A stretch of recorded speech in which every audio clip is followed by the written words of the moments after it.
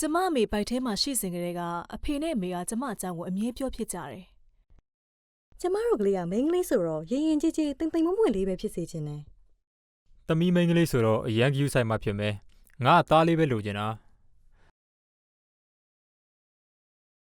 လူပေါင်းအဖွဲ့အစည်းကသတ်မှတ်ထားတဲ့ကန့်သက်ချုပ်ချယ်မှုတွေနဲ့တားမြစ်မှုတွေကိုမိန်းကလေးတွေကယောက်ျားလေးတွေထက်ပိုခံစားရလေးရှိပါတယ်။မိန်းကလေးဆိုဘယ်လိုနေထိုင်ပြုမှုရမယ်။ယောက်ျားလေးဆိုရင်ဘယ်လိုနေထိုင်ပြုမှုရမယ်ဆိုတဲ့သင်ကြားမှုအောက်မှာသာကြီးပြင်းခဲ့ရပါတယ်။လူမှုအတိုင်းဝိုင်းကပုံသေးကားချက်တွေဖြစ်တဲ့အိမ်မှုကိစ္စတွေကိုကူညီရမယ်လို့မျှော်လင့်ထားခံရတဲ့ဒီပြိုင်ထဲမှာရက်ရွာကျောင်းအားကစားပွဲတွေကျောင်းတန့်ရှင်းရေးတွေနဲ့တပိတ်တွေမှာလည်းတက်တက်ကြွကြွပါဝင်ခဲ့တယ်လို့အတန်းကောင်းဆောင်အဖြစ်လဲမကြာခဏတာဝန်ယူလှုပ်ဆောင်ခဲ့ပါတယ်။ကျမအားလုံးလုံနိုင်နေဆိုတာကိုသက်သေပြဖို့ကျမပို့ပြီးစူးစမ်းခဲ့ရတယ်ဆိုတာတော့ဝန်ခံရမှာပါပဲ။ကျမ10တန်းအောင်ပြီးတော့တက္ကသိုလ်တက်ဖို့မြို့ကိုတက်လာခဲ့ပါတယ်။အများစုကအမျိုးသမီးတစ်ယောက်တည်းခီးသွားလာတာကမလုံခြုံဘူးလို့ထင်ကြတယ်။တိုင်းရင်းသားလူမျိုးစုကနေမွေးဖွားလာတဲ့ကျမအတွက်ယဉ်ကျေးမှုနဲ့ဘာသာစကားအခက်အခဲတွေရှိခဲ့တဲ့အပြင်တချို့လူတွေရဲ့စနောက်တဲဆိုတဲ့ခေါင်းစဉ်အောက်ကနေလက်မခံနိုင်စရာထိပါနှောက်ယှက်မှုတွေကိုလည်းကြုံတွေ့ခဲ့ရပါတယ်။ဒါပေမဲ့လည်းကျောင်းစာသားမကပဲကျောင်းနဲ့ပတ်သက်တဲ့လှုပ်ရှားမှုတွေမှာ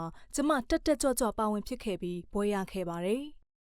ကျေးလက်ဒေတာဖွံ့ဖြိုးတိုးတက်ရေးအတွက်လှုပ်အားပေးစတင်လုပ်ကင်ခဲ့ပါတယ်။အမျိုးသမီးတစ်ယောက်ဖြစ်တဲ့အတွက်ကျမရဲ့အရေးချင်းနဲ့လုပ်ကင်နိုင်စွမ်းကိုပုံသေးယူဆထားတာတွေရှိသလိုခရီးသွားလာဖို့ကန့်သက်ချက်တွေလည်းကြုံခဲ့ရပါတယ်။ဒါပေမဲ့ကိုယုံကြည်မှုအပြည့်နဲ့အလုပ်တွေကိုဆက်လုပ်ခဲ့ပါတယ်။ကျမမြင်ရတာတွေကအမျိုးသမီးတွေဟာအားလက်ချိန်မရှိလောက်အောင်မိသားစုကိုပြုစုစောင့်ရှောက်ရတယ်။ထမင်းချက်ရတယ်။ခလေးထမ်းရတယ်။တန်ရှင်းရေးလုပ်ရတယ်။ဒါပေမဲ့သူတို့တွေကိုမှီခိုးလို့ပဲသတ်မှတ်လိရှိကြတယ်။ကျမအမေရဲ့အလုပ်လုပ်ချိန်ကအဖေထက်တောင်ပိုများပါတယ်။ဒါပေမဲ့တမိသားစုလုံးကအဖေကိုပဲအိမ်တော်ဦးစီးဖြစ်သတ်မှတ်ထားပြီးအမေဘလောက်အလုပ်လုပ်ရလဲဆိုတာအတိမပြုခဲ့ကြပါဘူး။ကျမကျေးလက်ဒေတာကလေးတွေကိုစာသင်ပေးခဲ့တယ်။အထူးသဖြင့်ကျေးလက်ဒေတာအမျိုးသမီးတွေရဲ့အသိပညာမြင့်တင်မှုအတွက်လုပ်ခဲ့ပါတယ်။ဘာကြောင့်လဲဆိုတော့ကျမတို့တွေဟာကြားမခွဲခြားဆက်ဆံမှုတွေကိုအဆုံးသတ်ဖြစ်ဖို့လိုအပ်နေတာကြောင့်ပါအမျိုးသမီးတွေကမိခိုတွေမဟုတ်ပါဘူးအမျိုးသမီးတွေကမိသားစုရှင်သန်ရက်တည်ဖို့လုပ်ပေးနေတာပါ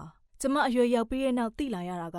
အပြင်မှာအလုပ်လုပ်နေတဲ့အမျိုးသမီးတွေကဝန်နှစ်ဆထမ်းရတယ်ဆိုတာပါပဲလုံနိုင်စွမ်းရှိရာကိုတက်သေးပြဖို့အတွက်ငငယ်ကလေးကယောက်ျားလေးတွေထက်ကျမနှစ်ဆပိုစူးစမ်းခဲ့ရပါတယ်ကျမသည်ကျမလူမှုအတိုင်းဝိုင်းနဲ့နိုင်ငံတိုးတက်ဖို့အတွက်လုပ်နေတဲ့အမျိုးသမီးတစ်ယောက်ဖြစ်ပြီးဒီဇိုင်းမတ်နဲ့ရည်မှန်းချက်ထက်သန်တဲ့အမျိုးသမီးတစ်ယောက်လည်းဖြစ်တယ်။ကျမအိမ်နီးချင်းတွေနဲ့လူမှုအတိုင်းဝိုင်းမှာကျမကိုခေါင်းဆောင်လို့သတ်မှတ်လာကြတယ်။ကျမကခေါင်းဆောင်ဖြစ်ဖို့အတွက်အလုပ်လုပ်ခဲ့တာမဟုတ်ပါဘူး။ဒါပေမဲ့ကျမလှုပ်ချင်တာတွေကိုဟန်တားနေတဲ့အစင်လာထုံးတမ်းတွေနဲ့အခက်အခဲတွေကိုဖျက်ကျော်ခဲ့တယ်။ကျမမှန်တယ်ထင်တာကိုကျမလုပ်တယ်။တခြားအမျိုးသမီးတွေကိုလည်းသူတို့ရဲ့အခွင့်အရေးတွေကြုံနေရတဲ့စိန်ခေါ်မှုတွေကိုထုတ်ဖော်ပြောရဲပြီးလူမှုအတိုင်းဝိုင်းတဲ့နိုင်ငံအတွက်အလုပ်တွေလုပ်စေချင်တယ်။ကျမတို့အမျိုးသမီးတွေအားလုံးကကိုယ့်အခွင့်အရေးတွေအတွက်ရဲရဲဝံ့ဝံ့ရက်တီတောင်းဆိုနိုင်ရင်ဘယ်အနေအထားမှမဆိုခေါင်းဆောင်ဖြစ်နိုင်တယ်။